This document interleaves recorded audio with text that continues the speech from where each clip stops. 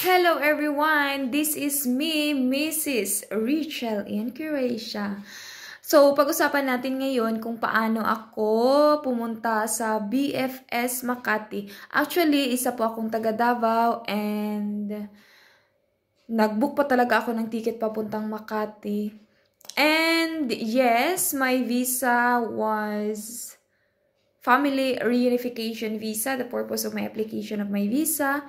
And actually, madali lang talaga kapag kasal ka na po ng isang Croatian or European citizen. So, first is pumunta ako doon without any appointment at all. So, wala talaga akong appointment. Pumunta lang talaga ako doon with all the documents.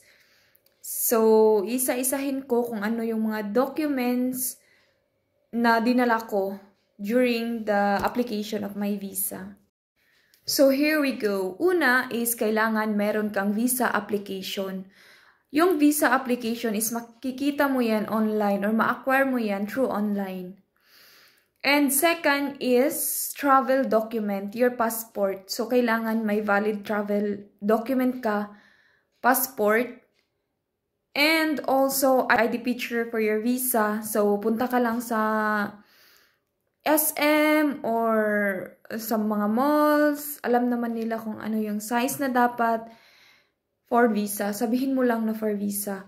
And after that, kailangan meron kang PSA copy ng marriage certificate nyo sa Pilipinas with apostille. So, kailangan talaga may apostille yung PSA copy. And also, copy of the passport of your spouse. So, kailangan may kopya ka rin ng passport sa husband mo or sa wife mo. Tapos, kailangan talaga ito, travel health insurance. Ang coverage ng travel health insurance mo is yung coverage din kung kailan ka pupunta dito sa Europe or sa country na intended mo for travel or for tourist or for family reunification. So, kailangan pasok yun sa date ng travel insurance mo.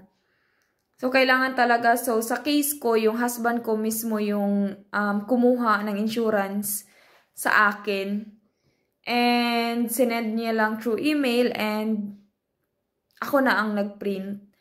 Pagkatapos, kailangan ka rin, meron kang airplane ticket, but only reservation. So, hindi kailangan na mag-book ka na kasi mahal masyado ang ticket and hindi mo pa alam kung i-grant ba nila yung request mo, yung application mo, or hindi. So, kailangan talaga is reservation lang. So, sa case ko naman, hindi na ako pumunta sa travel agency para mag-book. But, yung husband ko na yung nag-book ng airplane ticket reservation para sa akin. And only yung binook niya is only one way lang. Kasi hindi naman talaga ako babalik ng Pilipinas. So, yung in-apply ko is one-way ticket lang. I mean, yung binook ng husband ko is one-way ticket reservation lang papunta dito. Kasi yung plano namin pag kadating ko dito is mag-apply ako ng temporary residence. And then, kailangan ka rin, meron kang pag pumunta ka na doon sa BFS Makati, kailangan meron ka ring money. Kailangan may dala kang pera kasi may babayaran ka ron. Actually, for the application of visa, kapag kasal na kayo, libre, wala ka namang bayaran. Pero, may babayaran ka pa rin for shipment and logistic, especially sa akin. Kasi, walang embassy yung Croatian sa Pilipinas nandun sa Jakarta. So, lahat ng documents kung sinubmit doon sa BFS, i-send nila yun doon sa Jakarta. So, kailangan ako magbayad. Kailangan ako mismo yung magbayad ng shipment and logistics. So, hindi ko na talaga maalala kung magkano, pero more or less 3,000 pesos. And lastly, pagkadating mo doon sa may BFS, kapag sinubmit mo na lahat yung application mo, after mo ding magbayad, pumunta ka dun sa may biometric kasi kukunan ka nila ng picture and fingerprints. So, yun lang naman. Actually, madali lang. And yung visa ko, kapag pag-apply ko doon, ano lang siya, madali lang kasi may priority ka naman kasi nga kasal naman tayo, hindi naman tayo for working or for tourist. So, ganun, yung purpose ng visa natin is for family reunification. So, madali lang yung proseso sa atin. So, yun lang yung mga requirements na sinubmit ko doon, and actually, nag-grant naman nila yung request ko. So,